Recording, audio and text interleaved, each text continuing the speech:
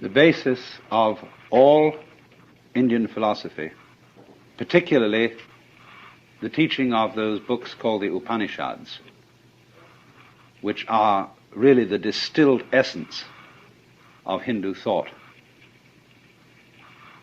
The basis is called the self.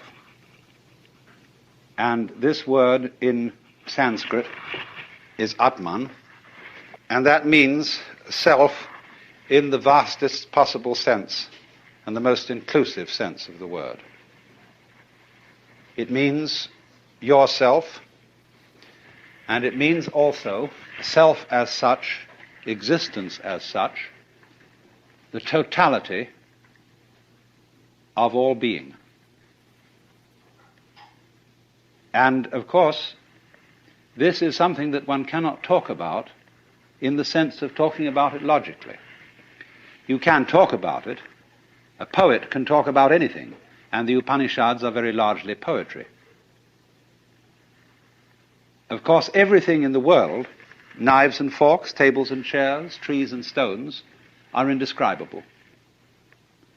Korzybski referred to the physical world as the unspeakable world, which was really rather a funny name, because it has two edges. It's, of course, something you can't say anything about, that is to say, it is ineffable, but it's unspeakable also in the sense of the word meaning something taboo. And we shall see as we go on wherein that taboo consists. But from the standpoint of logic, we can't say anything about everything. Because in order to say something about something and state it logically, you have to be able to put it in a class. Now, classes are intellectual boxes. When you play games like animal, vegetable, and mineral, you've got there 3 boxes. And when you come to think of it, you don't know any one without another.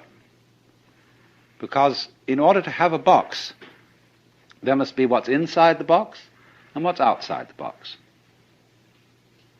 And then by this method of contrast, we can make a logical discussion about things. All words, therefore, are labels on intellectual pigeonholes. But then, when you come to what fundamentally is, then you're without a box, and you can't talk logically. Of course, you can distinguish is from is not, but only in a very limited way, as I can say, I have a pen in my left hand, I do not have a pen in my right hand. And from this we abstract the idea of to be and not to be, is and isn't.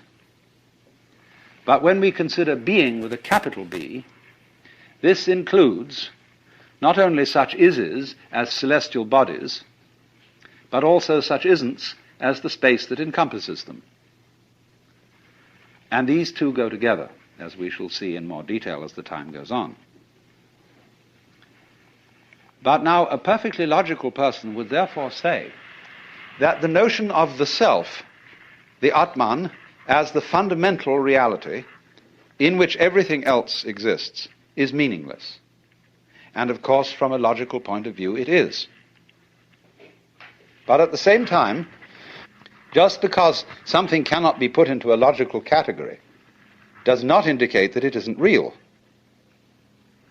The self, you see, bears somewhat the same relationship to the world as the diaphragm of the speaker in this radio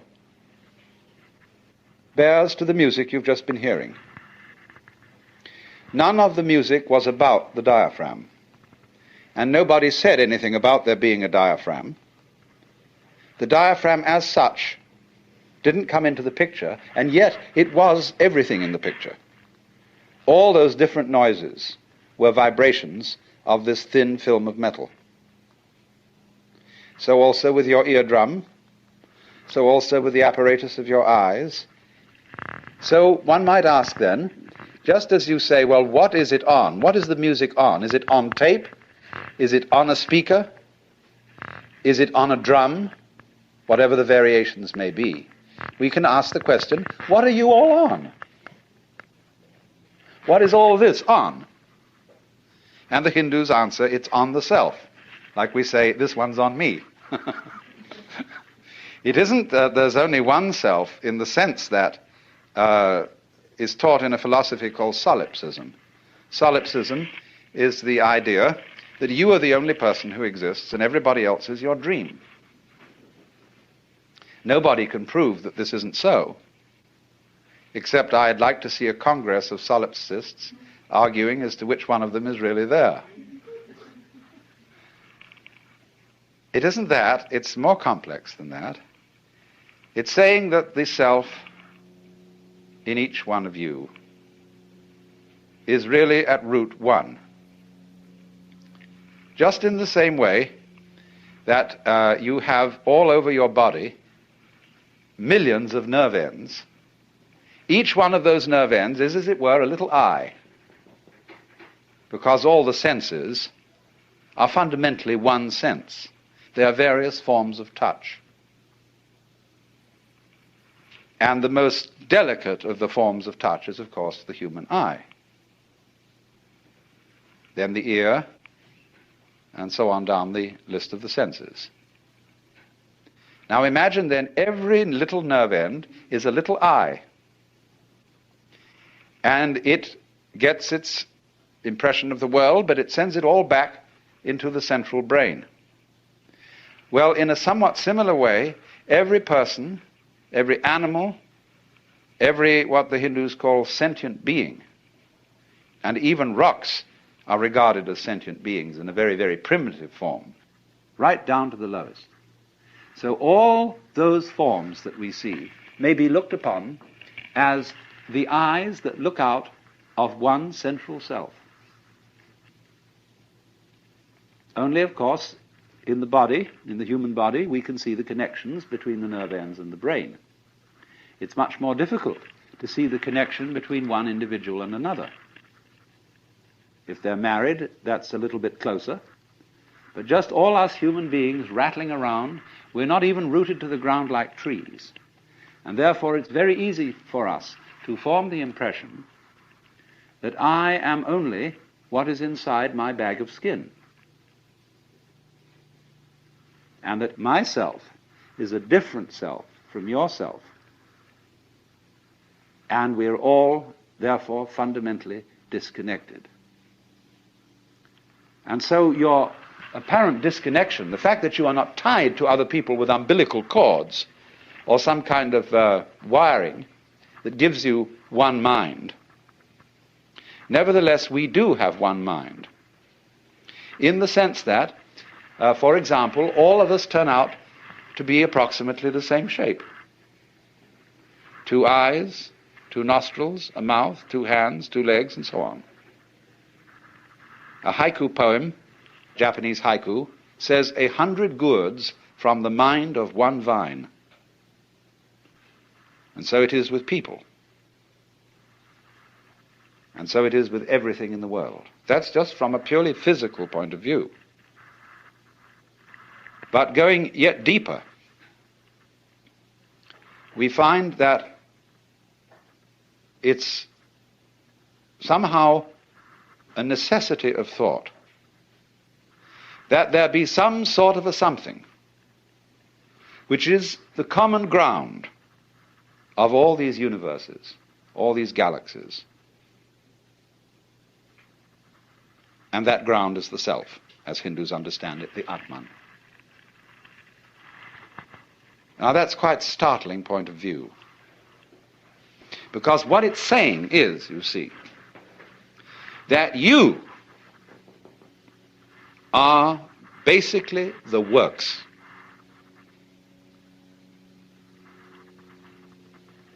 Now, the Hindus do say that the self, the great self, is consciousness. But of course that does not mean consciousness in the sense of our ordinary everyday consciousness. Ordinary everyday consciousness is indeed a form of this kind of consciousness, shall we say a manifestation of it. But then there's also consciousness which doesn't notice, but nevertheless is highly responsive.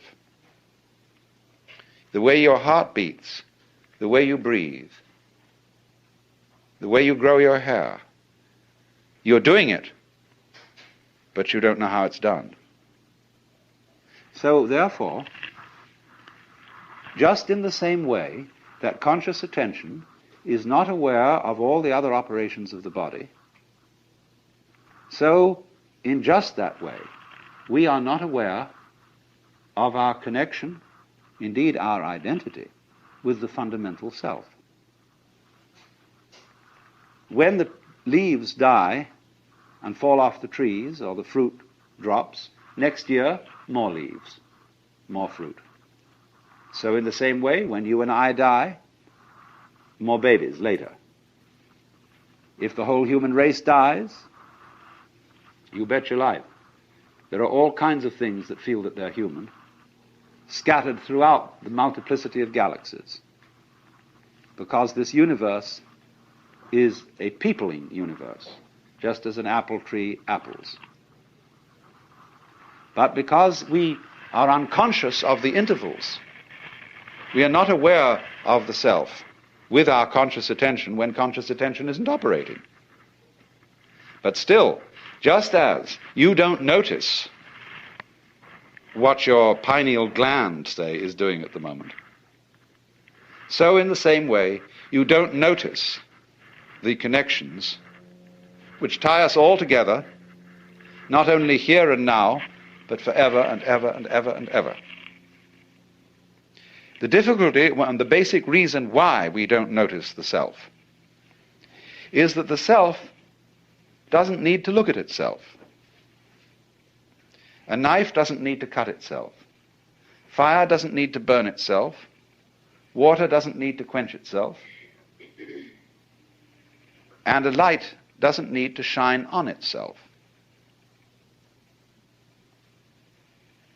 So, this is the fundamental problem of having some sort of awareness of the self. Nevertheless, it is the whole contention of Indian philosophy, especially what we call Vedanta, that it is possible, in a certain way, to become aware of oneself in this deepest sense, to know that you are the totality. And this experience is the real substance of Indian philosophy as a whole, both Hindu and Buddhist. It is called moksha, which roughly means liberation.